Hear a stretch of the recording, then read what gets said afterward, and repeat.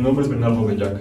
Estoy estudiando la licenciatura en Derecho en la Universidad Panamericana y como parte del entregable final para la asignatura de Obligaciones 2 impartida por el licenciado Luis Eduardo Paredes, voy a exponer el tema de la dación en pago como una forma de extinción de las obligaciones. Empezaré diciendo que hay algunas instituciones de derecho civil que son verdaderamente complicadas y requieren un profundo análisis para comprender su razón de ser y su regulación actual.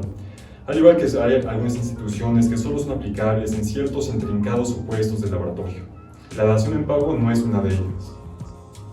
Todos hemos ejercitado esta forma de extinción de las obligaciones en algún punto de nuestra vida.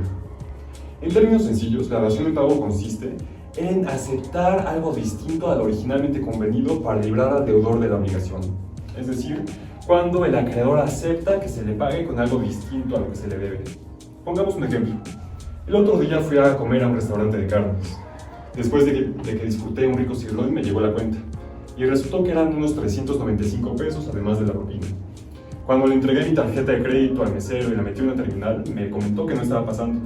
Lo intentó un par de veces más y al final resultó que aparentemente la terminal no tenía señal.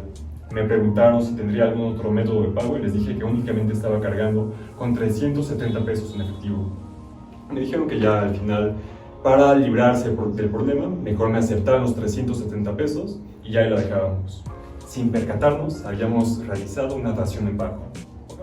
En suma, podemos ver que la dación en pago es una circunstancia prevista por derecho que ocurre todos los días.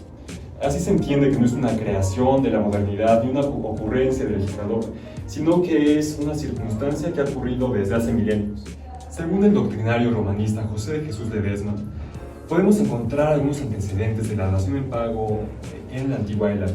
Según este doctrinario, hay unos registros de que en ciertos casos en la antigua Grecia podía proceder una suerte de dación en pago forzosa cuando, por ejemplo, el deudor no tenía bienes suficientes para pagar la dote y se le constreñía para pagarla en especie. Sin embargo, no es sino el derecho romano clásico cuando surge la dación en pago como una forma de extinción de las obligaciones que procede por el acuerdo de voluntades con las características que hoy en día conocemos. En el siglo I a.C. ya contemplaban a la datio in solutio como una forma de extinción de las obligaciones. Ahora, uno de los debates más importantes sobre la dación en pago que ocurrió en el derecho romano fue en torno a su naturaleza jurídica. Por un lado, los sabinianos opinaban que la dación en pago se trataba de una variante de pago que producía exactamente sus mismas consecuencias, de modo que extinguía la obligación ipso iure. Es decir, cuando el acreedor aceptaba algo distinto a lo convenido en pago, en ese momento se extinguía la obligación y quedaba libre el deudor. Sin embargo, los proculeyanos discrepaban. Según los proculeyanos, la dación en pago era una forma ob excepcionis de extinción de las obligaciones.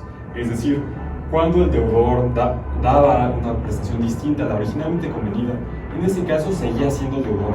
Pero cuando el acreedor lo demandara jurisdiccionalmente, podía oponer la excepción de datio in solutio, y en ese caso ya podría no ser obligado a dar lo originalmente convenido. Con el paso de los años, los doctrinarios del derecho romano se fueron decantando por una u otra postura. Gallo opinaba del lado de los sabinianos. En el digesto, en cambio, podemos encontrar la postura proculeyana. Y esta disputa fue definitivamente resuelta por Justiniano. Él proclamó, que la respuesta correcta era afirmar que la datio in solutio se trataba de una forma ipso iure de extinción de las obligaciones. Es fácil entender la relevancia que encontraron los romanos en la datio in solutio. A veces puede ser conveniente para el acreedor simplemente aceptar algo distinto al originalmente convenido, para no tener que esperar todo el tiempo que pudiera tomar el deudor en realizar la prestación originalmente convenida, tiempo durante el cual el acreedor está corriendo el riesgo de que el deudor pudiera volverse insolvente y ya no pagar absolutamente nada. Al igual que puede ser más conveniente que el ir por la vía jurisdiccional, que puede ser costosa y tardada. No obstante, con la vulgarización del derecho clásico y la caída del Imperio Romano, fueron pocos los juristas que hablaron sobre la dación en pago. Uno de ellos fue Baldo de Ubaldis, el prosglosador, quien adoptó una tesis similar a la de los sabinianos, al igual que sostuvo una teoría de que la naturaleza jurídica de la dación en pago se asemeja a la de un contrato de compraventa. Con el advenimiento de la modernidad y el proyecto codificador, el Code Civil de Francés no regula explícitamente la dación en pago. No obstante, contempla en un artículo que el acreedor no puede ser constreñido a aceptar algo distinto en pago a lo originalmente convenido. De ahí, la doctrina derivó lo que denominaron la dación en paiement, es decir, a pesar de que el acreedor no puede ser obligado a que acepte algo distinto, voluntariamente puede hacerlo. El Bürgerliches Gesetzbuch dedica 2 parágrafos a lo que ellos denominan la Annahme an Erfüllungsstatt, muy similar a la dación en pago. En el derecho mexicano, el Código de 1884 tampoco regula explícitamente la dación en pago, sino que dedica un artículo muy similar a su correlativo napoleónico. Y finalmente, en el derecho mexicano actual, el Código de 1928 dedica 3 artículos que son necesarios para comprender a la dación en pago: el 2012, el 2095 y el 2096. Antes de entrar a las notas esenciales de la dación en pago, vale la pena señalar que distinga a esta institución de un pago liso y llano. El artículo 2062 del Código Civil define el pago como la entrega de la cosa o cantidad debida o la realización del servicio que se hubiere prometido. Entonces, en una obligación, el sujeto pasivo únicamente se va a librar cuando realice precisamente aquello que se hubiere pactado, conforme al principio de pacta sunt servanda. Diego Robles Farías identifica 3 principios que definen el pago. En primer lugar, la integridad. Se debe realizar la prestación debida conforme a las consecuencias que se desprendan de la buena fe, del uso o de la ley. Indivisibilidad. Se debe pagar la totalidad de la prestación debida. No se admiten parcialidades. Y en último lugar, la identidad. Se debe pagar exactamente aquello que sea debido.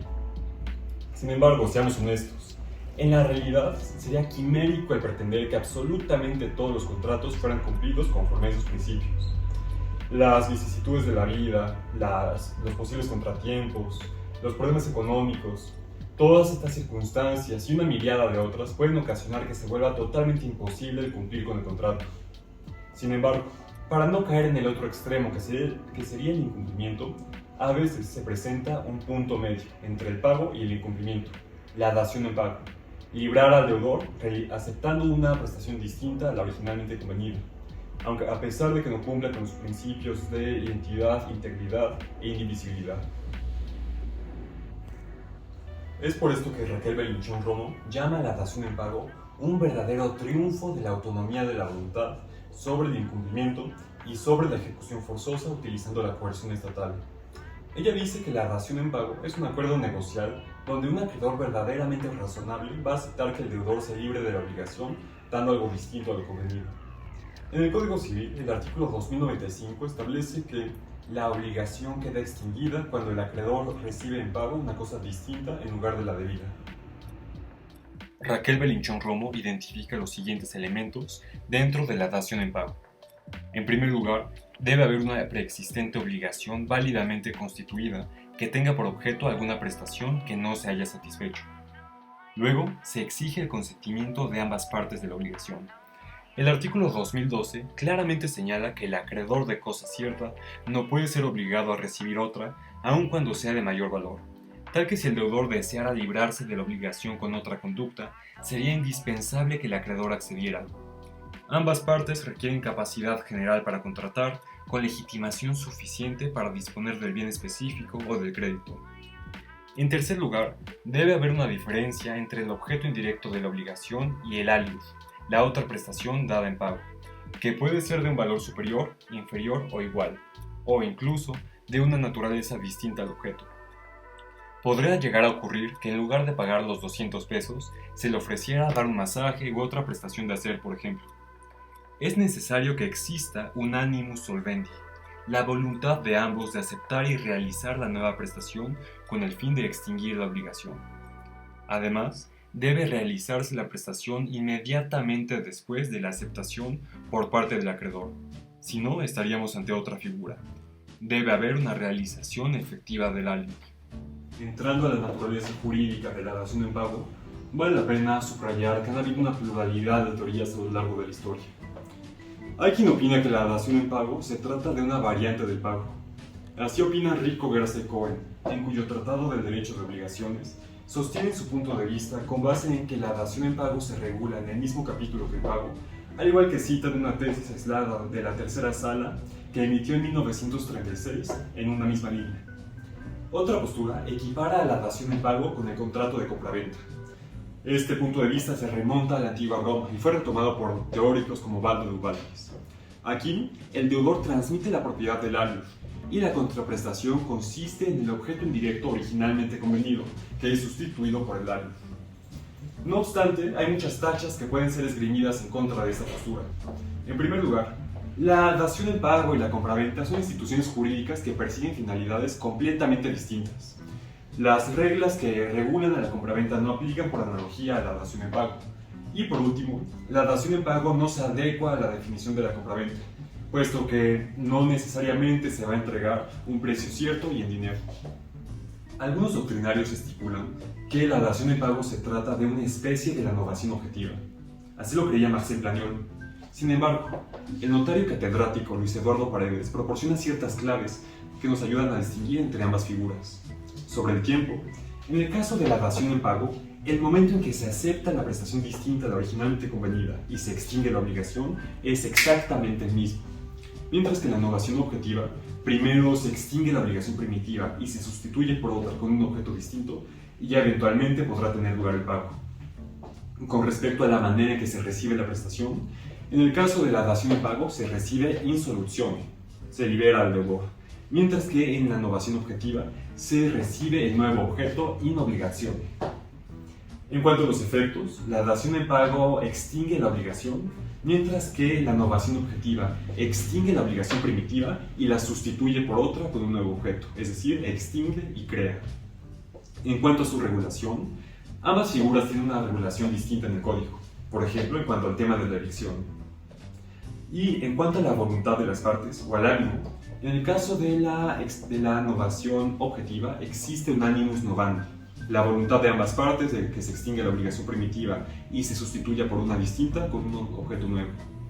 Y en el caso de la dación en pago existe un animus solvendi, una voluntad de librar al deudor de su obligación aceptando algo distinto en pago. Un último aspecto a considerar versa sobre la evicción. Al respecto, el artículo 2096 del Código establece: si el acreedor sufre la evicción de la cosa que recibe en pago, renacerá la obligación primitiva, quedando sin efecto la dación en pago. Rico, Garza y Cohen comentan que antes del Código de 1928 había una acalorada discusión sobre qué pasaba en el supuesto de la evicción, cada doctrinario de un manojo posible de respuestas, hasta que la discusión fue resuelta definitivamente por el legislador de 1928 con este artículo 2096. Es así que se puede entender la relevancia de la dación en pago, una institución del derecho civil de todos los días. Les agradezco enormemente su atención. Buenas noches.